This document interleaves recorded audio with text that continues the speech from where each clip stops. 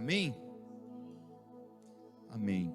Nesta hora eu só peço uma gentileza dos irmãos tomarem os seus assentos, evitar caminhar, evitar as conversas naturalmente, para entendermos um pouco mais da palavra de Deus, o que Deus tem para nós, o que o Senhor tem para nossos corações nesta manhã.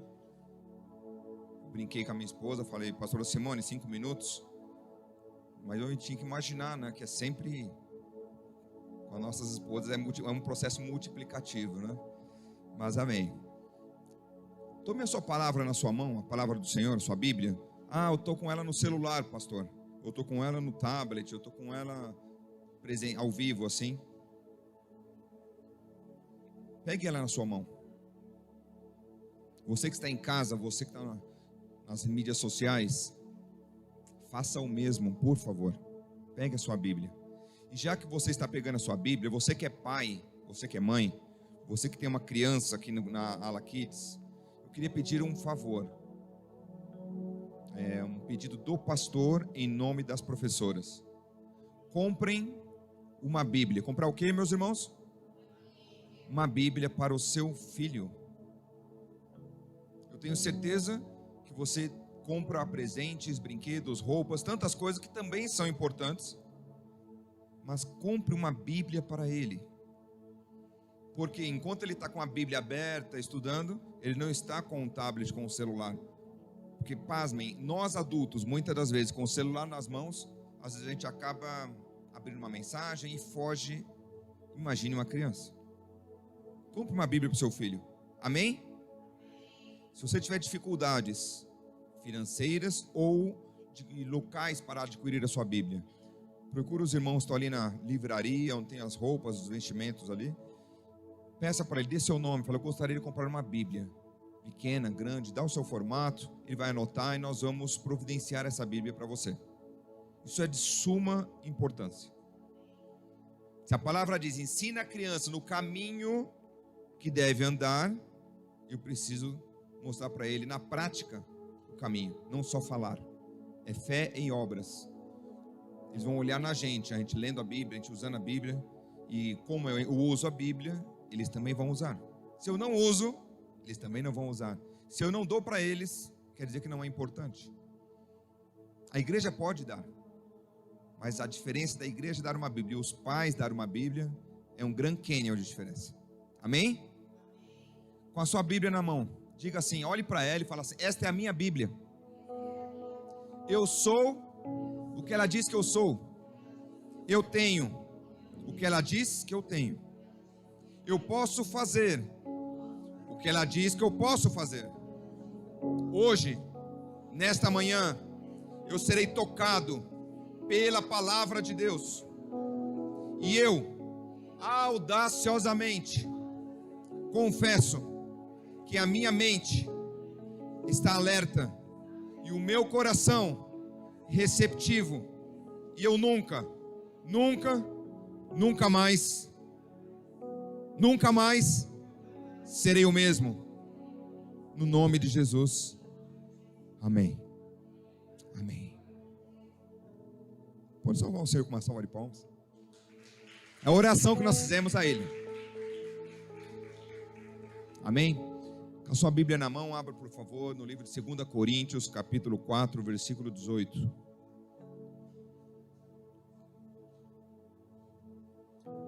2 Coríntios 4, 18. Vou ler com vocês aqui, nessa versão, que diz assim: assim, fixamos os olhos não naquilo que se vê, mas no que não se vê. Pois o que se vê é transitório, mas o que não se vê é eterno. Alguns anos, eu ouvi essa palavra de uma forma diferente, falou ao meu coração. E nesta manhã, novamente, ela volta a falar ao meu coração. E eu queria deixar isso registrado aqui, porque o Senhor primeiro fala com quem está pregando, com quem está compartilhando, sabia disso? O conceito de que eu estou pregando para você não é uma realidade. Eu estou pregando a partir de mim. O Senhor fala conosco, começa conosco. A cura, a restauração, a necessidade de conserto, de santificação começa. Não tem como passar aquilo que eu não posso viver. Não tenho como compartilhar aquilo que a palavra não está falando comigo. E à luz dessa palavra, eu coloquei até uma foto, passei para os irmãos para estar colocando aqui como fundo. Sempre eles me perguntam, qual é o tema, pastor, essa manhã, desse culto? Olhe o que não se vê. E eles ficaram assim, tá certo, pastor, alguma coisa eu errei? Não, você não errou. Nós precisamos aprender a olhar o que nós não vemos. Nesta manhã, pela misericórdia do Senhor, nesses poucos minutos que eu gostaria de compartilhar isso. Sabe, meus irmãos, Deus nos fez perfeito. Diga, eu sou perfeito. Se você é mulher, perfeita. E só existem esses dois modelos. Amém? Hashtag fica a dica. À luz da palavra do Senhor. E se eu sou perfeito, tudo que Deus fez em mim é perfeito. O que foge disso é natureza do pecado. Porque o pecado veio destruir. O pecado veio modificar, transformar. E dentro desse aspecto, uma das coisas que o Senhor nos fez perfeito, e a gente olha inclusive nas crianças, é o ato de muitas das vezes entender onde estão os limites. Nós temos órgãos sensoriais, órgãos que podemos absorver o ambiente ou o que está acontecendo. Se eu estou andando e chego aqui, sei que eu estou no limite, o meu pé sentiu que eu estou no limite. Eu estou vendo que eu estou no limite desse patamar, desse palanque. Muitas das vezes, então os olhos me ajudam. Muitas das vezes você ouve um barulho e isso também te ajuda. Quando você sente um calor, algo que está para explodir, isso te traz receio. Um frio intenso também te traz receio. Se você sente um cheiro forte, por exemplo, de um combustível, de uma gasolina, você fica feliz ou você fica preocupado? Você fica preocupado, o que está acontecendo? Gás, cozinha, te traz um alerta. Na verdade, te traz muitas das vezes um sentimento de medo. Medo de alguma coisa acontecer. Isso faz parte da nossa natureza. Faz parte da nossa formação. Mas, em determinado momento, pode acontecer de este medo ser exacerbado. Pode acontecer da gente passar do limite, passar do ponto. E talvez audição, visão, olfato, tato começam a passar do ponto e começam a trazer problemas. Porque passou do limite. Quando passa do limite, quando tem um limite, o medo é benéfico. O receio é benéfico. Mas quando passa do limite, se torna perigoso. Porque pode nos travar, pode te travar. Muitas das vezes, por receio, por medo, nós nos travamos, nós nos cancelamos, nós paramos. E isso nos impede de seguir, de caminhar, de prosseguir, de experimentar muitas das vezes o novo, experimentar o que Deus tem para mim e para você.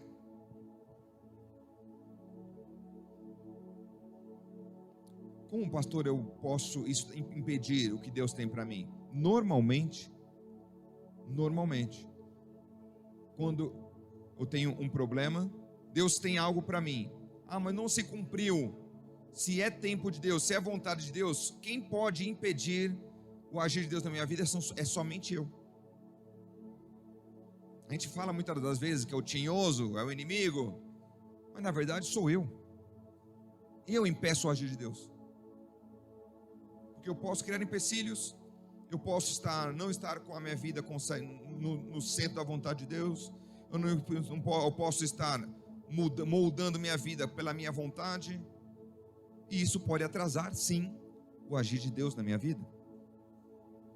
E o medo é uma das coisas que impede. Ainda ontem, com os jovens, nós estávamos reunidos aqui, Foi um tempo precioso. Você que é adolescente, jovem, primeiro, como a pastora mencionou, primeiro e terceiro sábado nós estamos reunidos. E falamos um pouquinho sobre vários assuntos. Foi um tempo aberto de conversa, bem bacana. E falamos sobre uma coisa que é a pessoa não estar acostumada e moldada só para aquele momento, que nós chamamos secularmente de resiliência. Como que eu aceito o novo, eu me moldo, eu tenho mais tranquilidade de aceitar o novo de Deus, o movimento de Deus na minha vida, sem receio, sem reservas. A gente falava um pouco sobre isso. Mas a gente compartilhou um pouco ontem de que muitas das vezes nós vemos as coisas diferente. E nós, dentro desse conceito de medo, de receio, eu crio barreiras, por medo mesmo, por proteção. Só que as barreiras, quando o medo está exacerbado, as barreiras também são demasiadamente grandes, ou nos impede também de mover. Ah, mas não vai acontecer nada comigo, mas você também não vai fazer nada. E aí, quando eu começo a criar barreiras, eu crio barreiras para com todos, e até para com Deus. Como assim?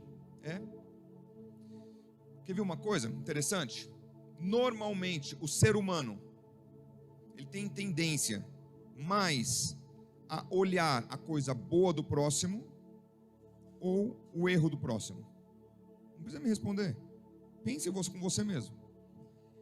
Nós temos tendência mais a ouvir e valorizar a notícia ruim ou a notícia boa. Nós temos tendência a olhar e ter peso de atenção, uau, as dificuldades que o mundo está trazendo, que os outros estão passando, ou as vitórias, as conquistas que os outros estão passando. O que tem mais peso no meu pensar, na sensação de eu parar para olhar, a falta ou a sobra? Eu mais procuro reclamar ou mais elogiar? Ontem fui convidado para um culto de ação de graça.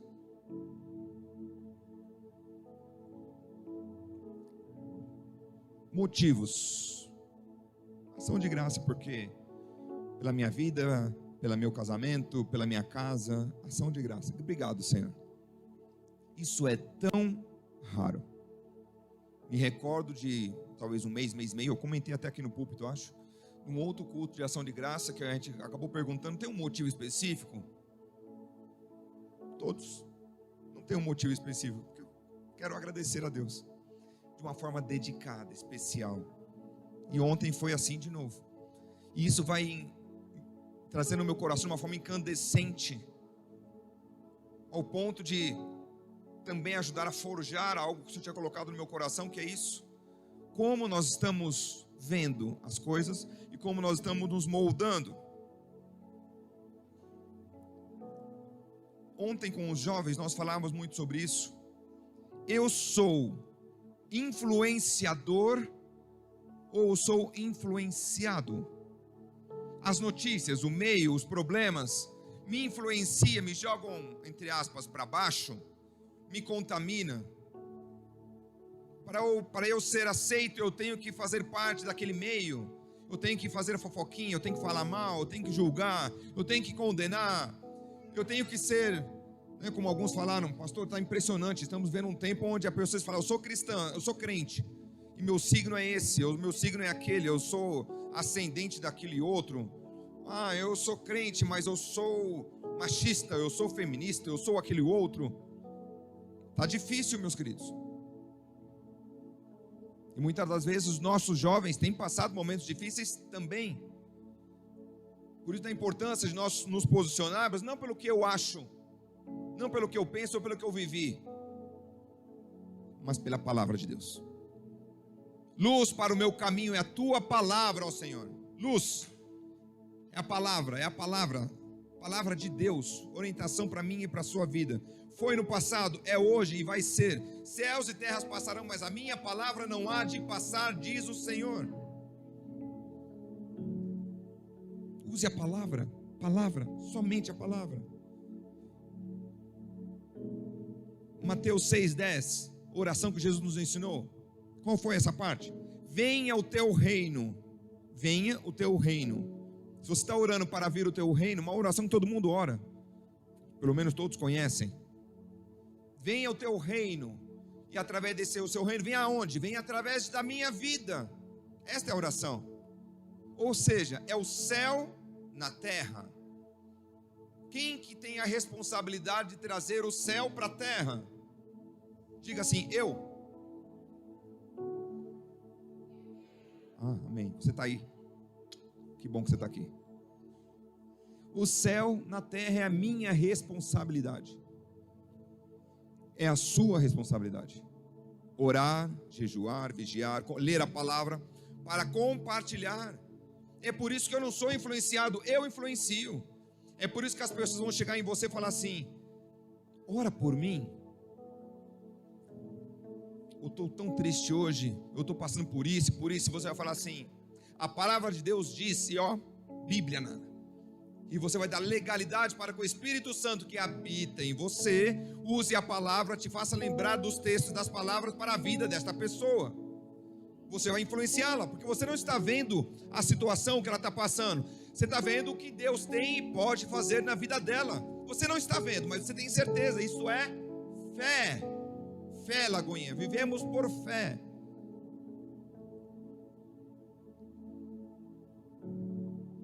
Não ser influenciado. Algo tão simples e tão difícil nos nossos dias.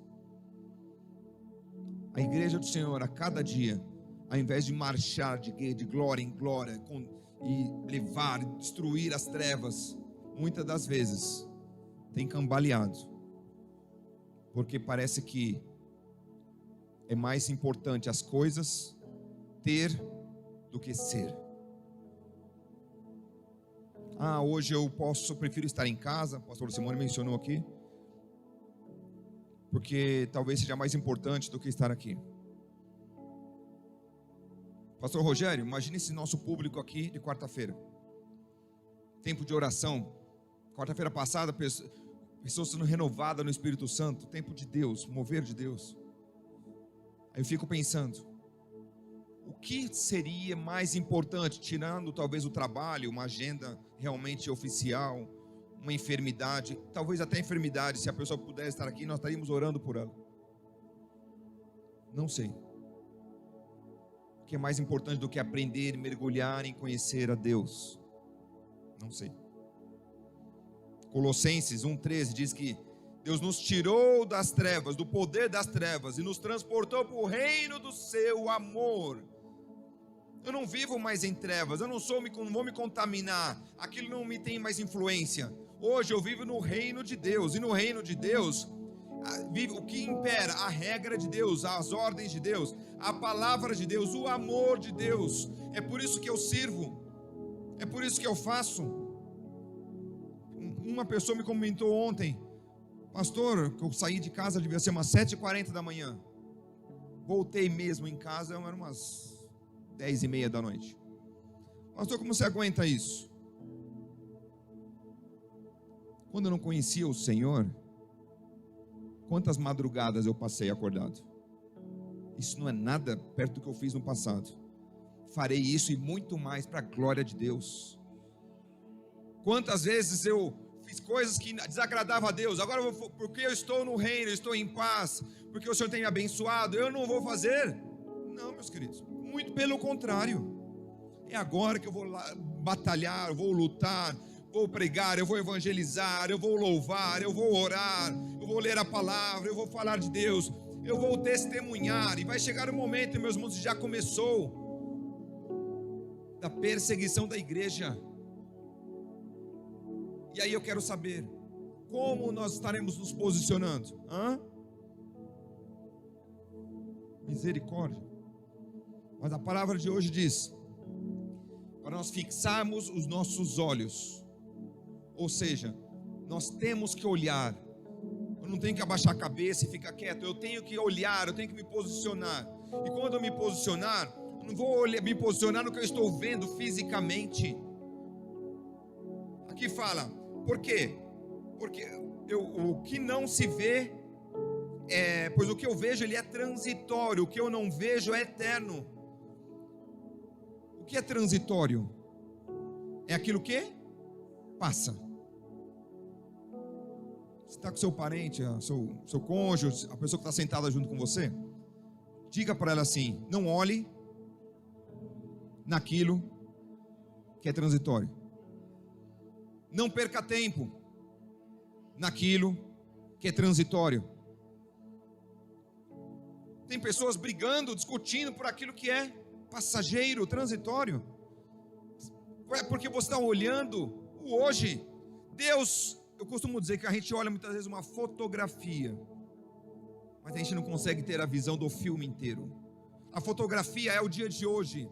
O filme inteiro é o que vai acontecer na minha vida, o que vai acontecer na próxima geração, na outra geração e na outra, até a volta de Cristo. Deus vê a eternidade. Porque nós estamos olhando o momento, o que é transitório.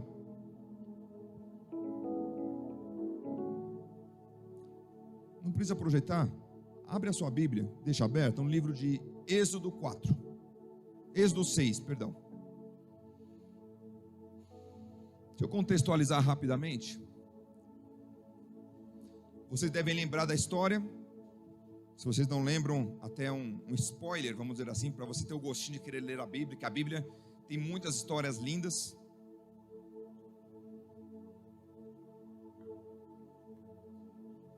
José,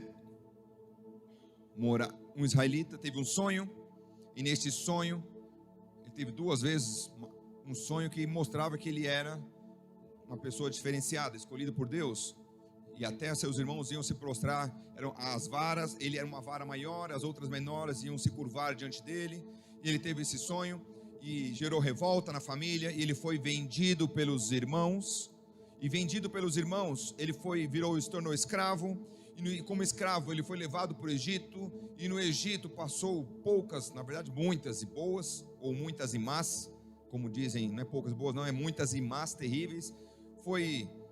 Trabalhou como escravo, foi injustiçado, foi preso, e preso ainda assim foi esquecido, mas sempre tem um mas. José decifra um sonho de Faraó. Faraó teve um sonho de 7 vacas magras, gordas que comiam 7 vacas magras, e neste sonho ninguém entendia, ninguém decifrava, e aí vem José, e José decifra o sonho, e neste momento, pela graça, José não só parou no sonho, mas ele completou e deu sugestão, foi proativo, e disse para o Faraó o que ele deveria fazer, e Faraó viu graça na vida de José, e Faraó colocou José como governador, e como governador, ele organizou, pôs ordem na casa, e realmente vieram os 7 anos de vacas magras, onde havia falta, escassez em todo lugar da terra. Então, ele mandou trazer quem? A família dele, e mandou trazer todos os familiares para o Egito, pois o Egito se tornou o único lugar de provisão, o único lugar como posso dizer, em que a sementeira estava cheia, em que havia sementes, diga, lugar de provisão. Deus que permitiu isso, e ele trouxe toda a família. Passado um tempo, ele como governador, família dele morando junto, morre quem? Morre o Faraó. E depois de um tempo, morre o pai dele, Jacó, que já estava ali também. E passado um tempo, morre ele, e morre essa geração que estava com ele. Mas não, o povo que veio com a família dele, em torno de 70 pessoas, foram se multiplicando, e passou uma geração, e passou outra geração, e passou outra geração, até o momento em que um faraó viu que aqueles hebreus, aquele povo era um gigante. Falou, meu Deus, os 70 se multiplicaram de geração a geração, filhos, os netos, os bisnetos, e falou assim, ei, para, esse povo é numeroso, e se eles quiserem, eles nos dominam, e nós perdemos o Egito, nós perdemos o domínio. E aí aconteceu, eles resolveram escravizar o povo, escravizaram todo o povo. Que lugar que o povo continuava vivendo? No Egito. Egito era o lugar de? Todos juntos, meu irmão, provisão, lugar de? E agora Egito é um lugar de escravidão, de escassez, de liberdade. O mesmo lugar pode ser transformado. Se você não moldar, se você não tiver entendimento do que você vai ver, o mesmo lugar pode mudar e você sair do momento de provisão para um momento de escassez. Por isso nós precisamos estar atentos. Uma chave espiritual está aqui. Mas eles continuaram a quê? A trabalhar como escravos e a clamar ao Senhor. Oraram e clamaram. E aqui nós chegamos então agora em Êxodo 6, pedindo socorro a Deus. Êxodo 6, versículo 5 diz assim: e agora ouvi o lamento dos israelitas, a quem os egípcios mantêm escravos, e lembrei-me da minha aliança. O Senhor se lembrou da aliança que Ele fez com o povo dele. Segunda chave aqui: por que você se esquece das promessas de Deus na sua vida? Se Ele não esquece, você se esquece. Continua clamando ao Senhor, mas eu já orei há 1 ano, 2 anos, e eu parei porque cansei. O povo orou por anos por um libertador, e o Senhor disse: por isso, diga aos israelitas: eu sou o Senhor, eu os livrarei do trabalho imposto pelos egípcios, eu os libertarei da escravidão e os resgatarei com um braço forte e com poderosos atos de juízo. Você perdeu a chance de dizer amém? E aqui Deus levanta quem? Quem, Lagoinha? Moisés. Preciso falar mais desses textos da palavra para a gente compreender, ler, buscar. É tremendo isso. E Deus levanta Moisés. E Deus levantou Moisés. E Moisés foi lá para confrontar Faraó. E Faraó não aceita. E aí vem as 10 pragas. E praga 1, praga 2, praga 3. Você já deve ter lido a respeito, ou visto filmes, pelo menos. E após 10 pragas, a última dela, ele toca no filho de Faraó.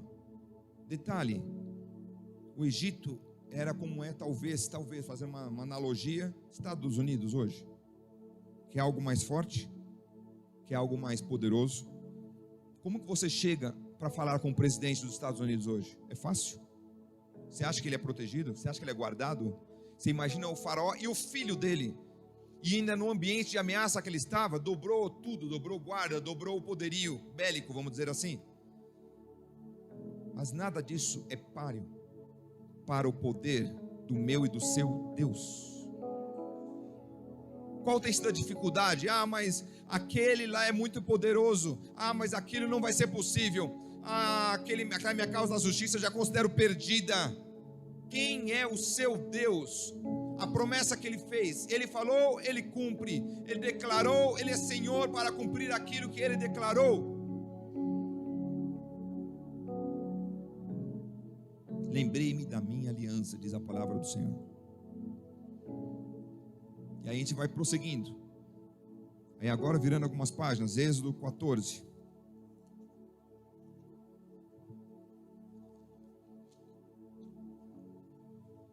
(14, 1).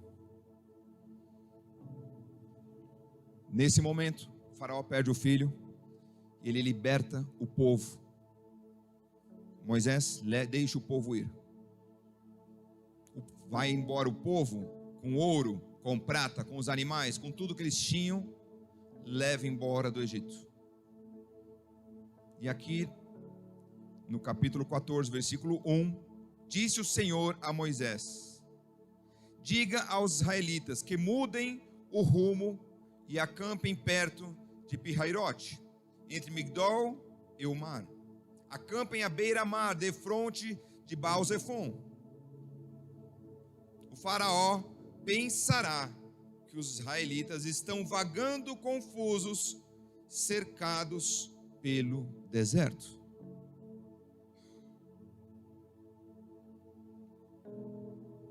O que você tem visto? Será que você tem vestido a carapuça, o estilo de Faraó ou do povo de Deus? O Faraó, por ver com os olhos físicos o povo andando de um lado para o outro, ele achou, eles estão perdidos no deserto, não sabem nem o que vão fazer. Presa fácil. Porque ele viu com os olhos do que ele estava vendo, mas ele não entendia que isso era estratégia de Deus. Deus sempre tem um plano. Deus não dorme. Deus não está esquecido. Deus não é homem que minta, nem filho do homem para que se arrependa. Deus farou, Ele vai cumprir. Ele é soberano sobre as nossas vidas. Ele falou, vai cumprir. Ele quer, Senhor, seja feita a sua vontade sobre a minha vida, sobre a sua vida. Essa tem que ser a nossa oração.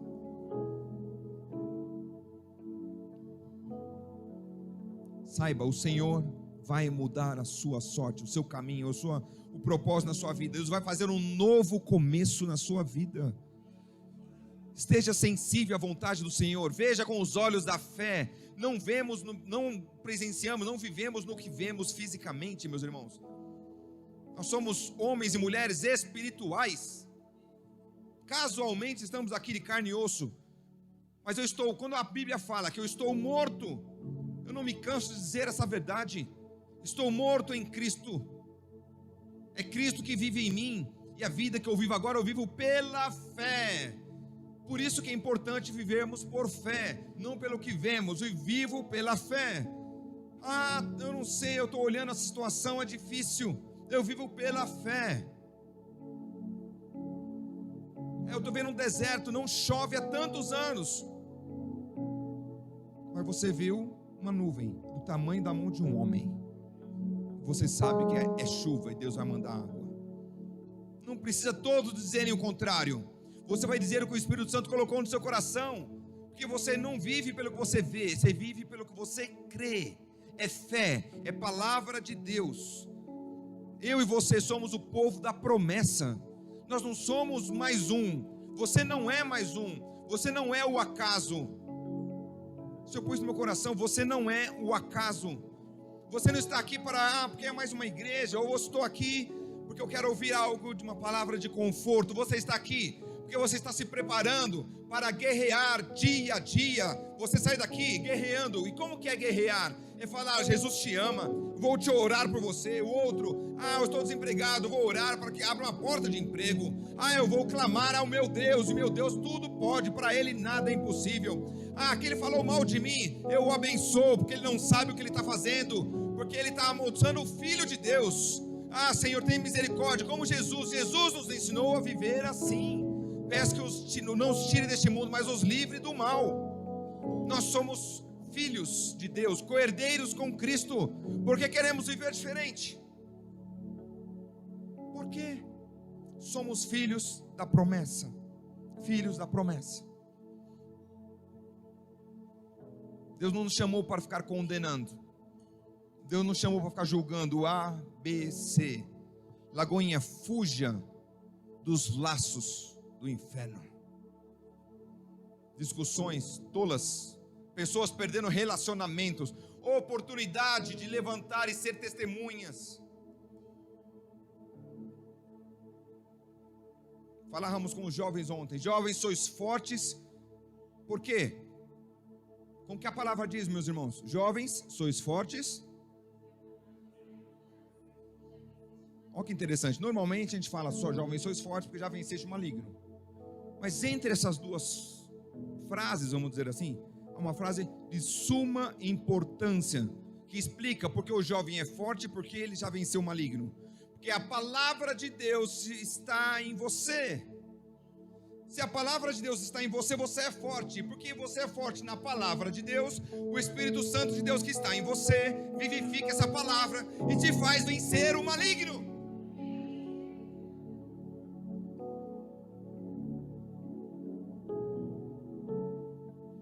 Os jovens são atacados mais do que nunca nestes dias. E parece que muitas das vezes nós estamos confortáveis.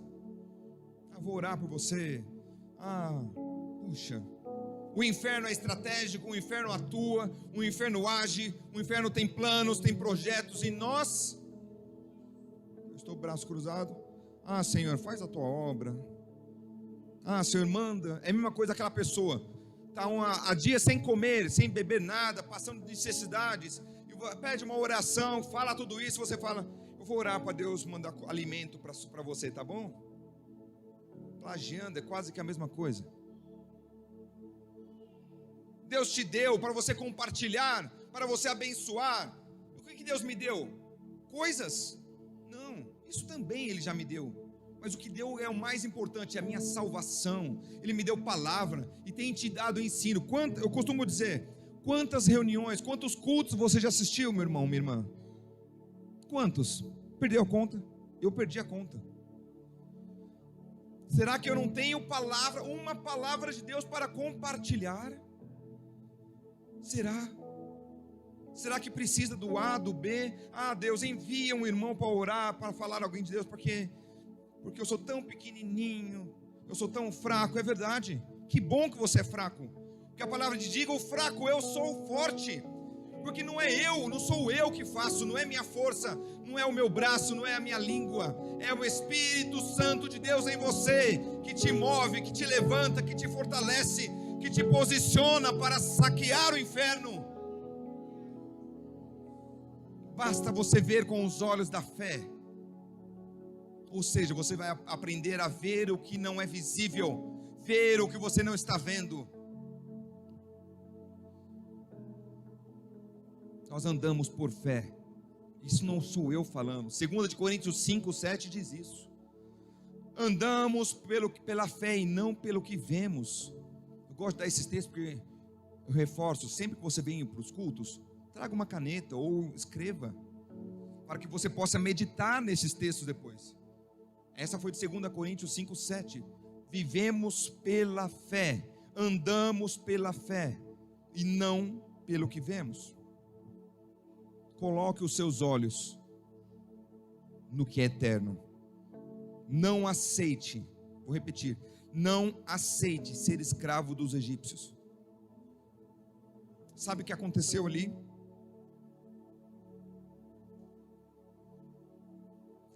O Senhor, eu vou resumir porque o tempo já foi. O Senhor apertou o coração de Faraó para Faraó perseguir o povo de Deus. É lógico isso? É lógico, irmãos? Não. O povo de Deus saiu da escravidão, está no deserto, está num lugar meio que, de um lado montanha, do outro também, na frente um mar. Para onde vai? E anda para um lado e depois volta. Deus fez o povo ir para o outro, meio que não tem saída. E fez Faraó ver aquilo e falar assim, nós vamos para cima. E deixou o coração dele revoltado, com mais furor para ir em cima. Qual é a lógica? Deus continua sendo Deus. Eu imagino o povo naquele momento.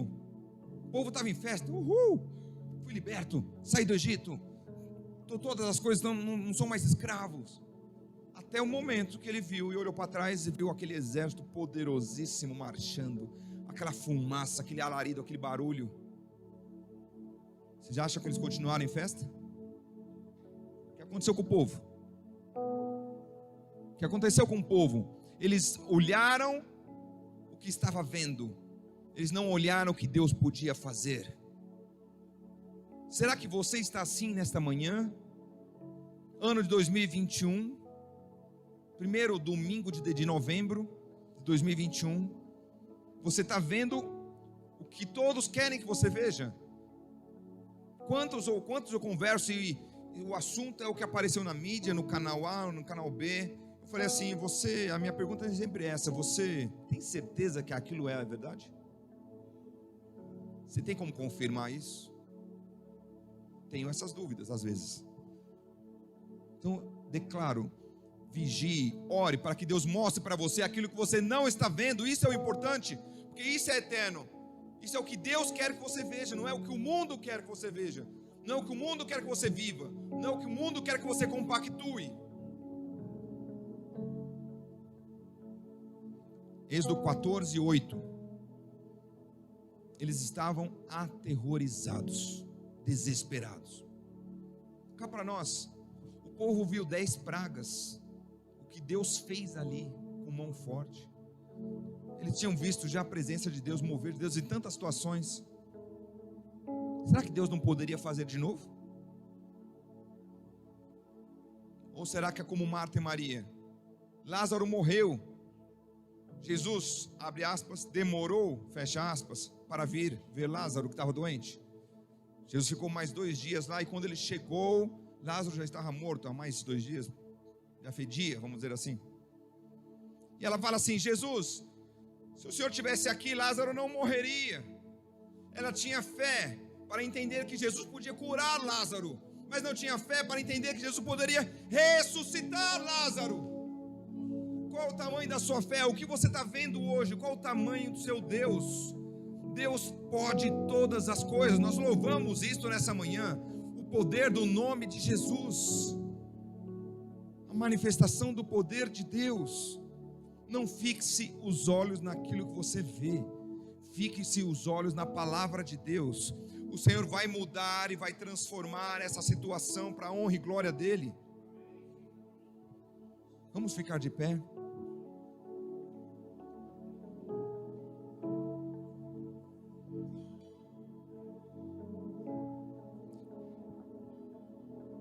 O Egito, os egípcios, o faraó vinha para destruir o povo de Deus.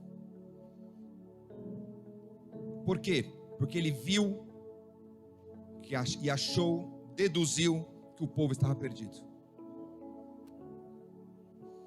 Eu não sei em qual área da sua vida você está num labirinto, você está no escanteio. Nós chamamos, inclusive, no corner. Você está aqui, não tem como sair. Sabe aquelas lutas de boxe que a pessoa está apanhando e está no corner ali assim, não tem para onde sair mais? Talvez você esteja se sentindo assim, encurralado. Mas você está vendo a situação que está te afrontando. Ajuste o foco. Se for o caso, tire o óculos físico para você olhar com os olhos da fé, com os olhos espirituais, para ver que por trás desta situação, oh Deus, está a tua mão agindo. Por trás de um pequeno exército, há um exército infindável do Senhor para combater e te guardar e te proteger. Nós precisamos orar, meus queridos, com os olhos do Senhor, vigiar.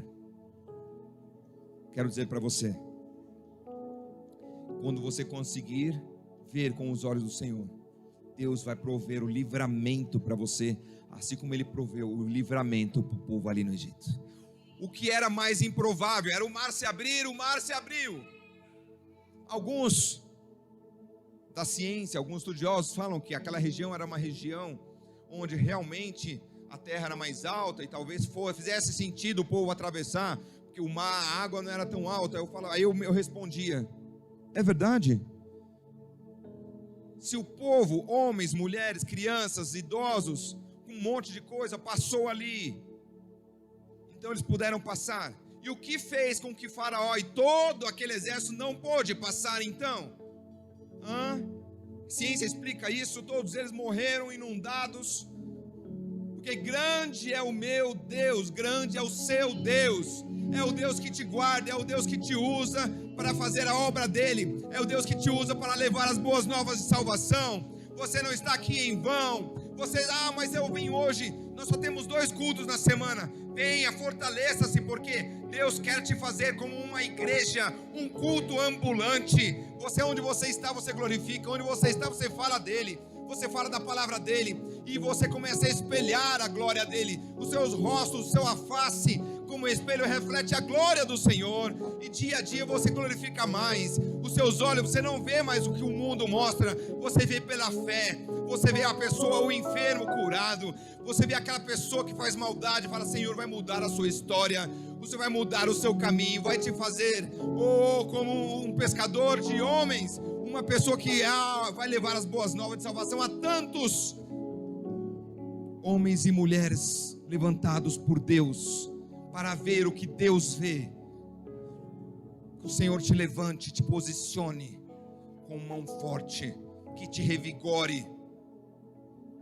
Eu estou um pouco enferrujado. Você pediu para o Senhor desenferrujar? Senhor, eu não sei muito falar. O que você tem pedido ao Senhor? Saiba, foi falado já nessa manhã aqui. Entrega teu caminho ao Senhor. Confia. O confiar nele é o sentido de você se depositar nele, fazer o que é a vontade dele. E o mais, o resto, o muito mais, ou todo o resto, que talvez até não tenha importância, ele vai fazer. Porque o que tem importância ele já vai fazer. Muitos perguntam, mas nossa, Deus deu isso para fulano, até nem precisava. É para provar que Deus cuida no detalhe do seu filho. Ele cuida de você no detalhe. Aprenda a ser grato. Agradeça por antecipação. Eu falava do culto de ação de graça. Eu não agradeço, nós temos que aprender, meus queridos, como corpo de Cristo, agradecer e ver por fé. Quando você por fé, você vê o que Deus vai fazer, por fé também você já agradece aquilo que Ele vai fazer.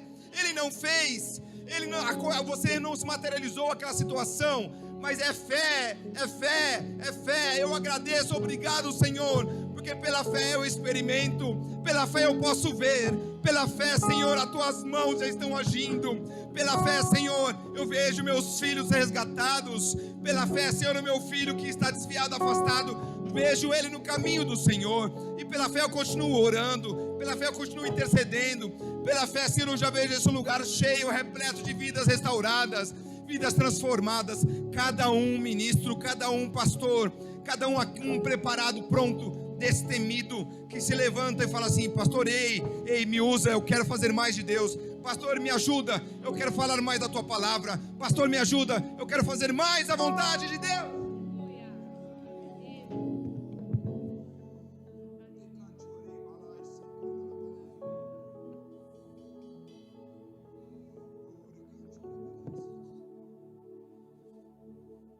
Deixe o Senhor limpar as suas vestes. Nessa manhã eu orava e veio ao meu coração. Nós muitas das vezes estamos com as vestes sujas. Que o Senhor possa nos limpar. Mas Ele vai fazer isso se você tiver desejo de fazê-lo. Eu preciso ter entendimento de que eu sou falho, que eu sou pecador e que eu sou carente das mãos do Senhor.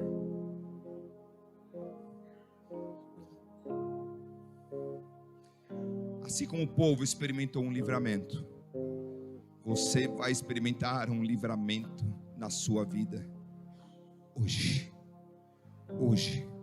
Gênesis 14, Êxodo 14, versículo 13. O povo reclamando, o povo desesperado, Moisés disse: não tenham medo. Repitam comigo. Essa palavra é para você, é para mim nesta manhã. Não tenha medo. E Moisés não parou ali. Deus continuou falando: fiquem firmes.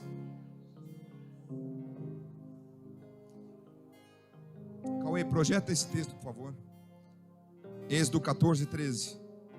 Eu queria que você meditasse nessa palavra profética na sua vida nesta semana. A nossa semana começa hoje. Profético na sua vida, porque eu estou profetizando isso na minha vida. Eu estou tomando posse para mim.